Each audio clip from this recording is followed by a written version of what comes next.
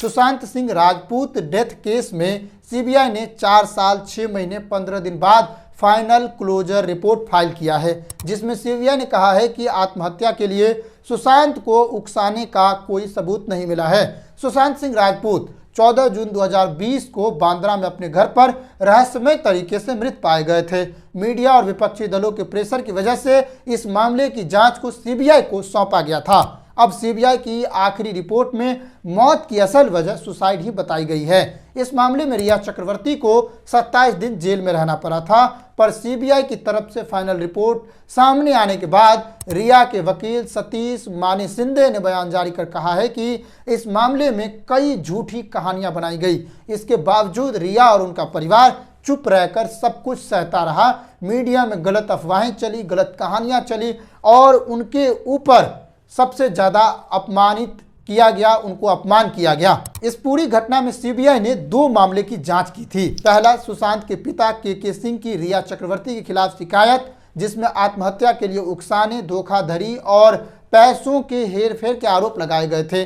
दूसरा, रिया चक्रवर्ती की शिकायत, जिसमें उन्होंने सुशांत के परिवार पर मानसिक उत्पीड़न के आरोप लगाए थे। आपको बता दें कि मैनेजर दिशा सालियान की मौत सुशांत की मौत से कुछ दिन पहले ही हुआ था। इसकी भी खबर आजकल सुर्खियों में आई है और इस खबर की भी चर्चा हो रही है कि सुशांत सिंह राजपूत केस में जो क्लोजर रिपोर्ट फाइल की गई है, उस रिपोर्ट में और क्या क्या बातें कही गई है। 8 जून 2020 को उनकी मैनेजर दिशा सालियान की मौत हो गई थी। मुंबई के मलाड स्थित बिल्डिंग की 14वीं मंजिल से गिरने के कारण दिशा सालियान की मौत हुई थी। ये दोनों ही मौत संदिग्ध मानी गई थी। इसके बाद पिता सतीश सालियान ने आरोप लगाया कि दिशा की गैंगरेप के बाद हत्या कर दी गई थी, लेकिन राजनीतिक दबाव के मामले को दबा दिया गया। शुरुआत में दिशा के पिता को मुंबई पुलिस की जांच पर भरोसा था, लेकिन बाद में उन्हें लगा कि यह मामला केवल कवर अप ऑपरेशन था। इसके बाद 20 मार्च 2025 को, यानी हाल ही में, इसके पिता ने यानी सतीश सालियान ने बेटी की मौत की नए सिरे से जांच को लेकर बॉम्बे हाई कोर्ट में याचिका दायर की है। उन्होंने शिवसेना यूबीटी नेता आदित्य ठाकरे के खिलाफ एफआईआर दर्ज करने और मामले की जांच सीबीआई को सौंपने की मांग की है। वहीं विपक्ष की ओर से इसे राजनीति से परे बताया जा रहा है। अगर बात करें सुशांत सिंह राजपूत के डेथ केस की टाइमलाइन पर, अगर एक नज़र उसे समझे तो 14 जून को सुशांत सिंह राजपूत की मौत हुई थी। मौत को रहस्यमय बताया गया, बाद में इसे आत्महत्या कहा गया था। इसके अगले दिन 15 जून को जांच की मांग उठाई गई और हत्या से जुड़ी शंका को जाहिर किया गया था।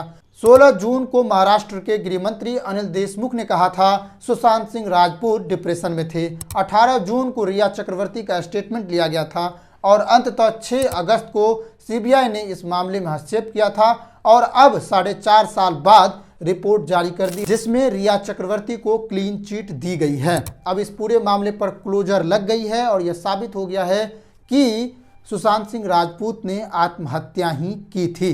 अब आपको क्या लगता है सुशांत सिंह राजपूत के केस से जुड़े मामले पर कि सीबीआई ने जो जांच की है वो सही है या उसमें और भी कोई मामला हो सकता है?